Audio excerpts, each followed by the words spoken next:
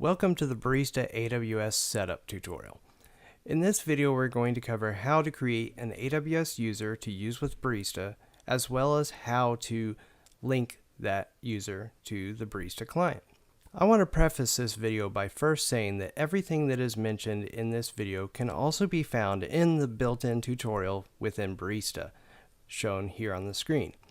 This will also tell you how to set up your account if your existing account was created prior to December 4th, 2013. So let's go ahead and get started by going to the AWS Management Console, which you're seeing here on the screen. This is the first screen you'll see after creating a new account, as well as logging into an existing account.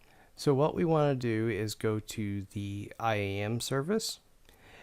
And here on my screen, it's right here under my recently visited services. But if you're not seeing that, you can go to this search bar here and just type in IAM. And we want to go to the user section and then add a user. I'm going to call this one just AWS Setup. And we want to add programmatic access. This is something that Barista definitely needs. As for the management console access, that's not needed, so just leave it unchecked. Next, we want to go to the permissions, and we need to create a group. And with this group, we're going to give it administrator access. I'm going to name this group Barista, just so I know what it's for. Create the group.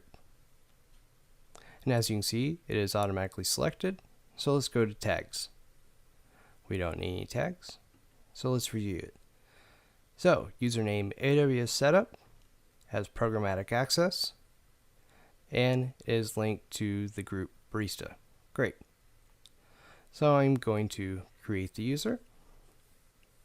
And here it's showing me the access keys for that user. Now, you're probably going to need these keys more than once, so we might as well download the CSV. I'm just going to download it to downloads.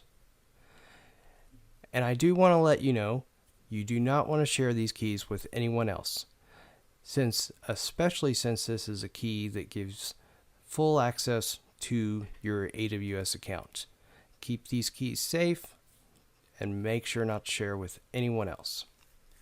Now, before we link it to Barista, we need to do one more thing, and that is going to the Cost Explorer service to enable price checking, as well as making sure that our renders don't pass a certain price. So we can go here to the services, and we have another bar here, which we can just type in cost, and here's AWS Cost Explorer. Now, as you may see, there's a lot showing on mine, but you may see a blue button that says Enable Cost Explorer. Just click that to turn Cost Explorer on, and you're good to go. Once that's done, we can then link our account to Barista. We'll close out the tutorial, open up the config, and then we also want to open up that CSV that we downloaded.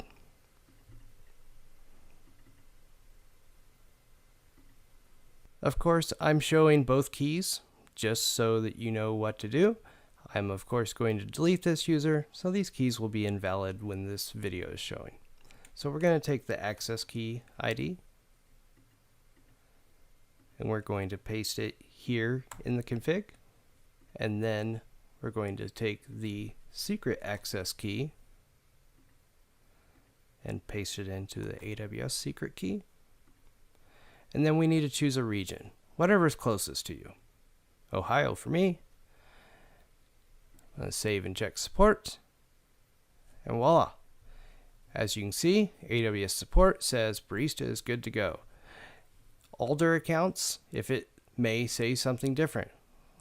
As I had mentioned previously, if it was created prior to December 4th, 2013, you may see a different message. If you see that it shows no support whatsoever, it's most likely something wasn't done right in the setup process. But more than likely, since you've gone through this video, everything is working great. And now you're ready to go through the tutorial on how to use Barista.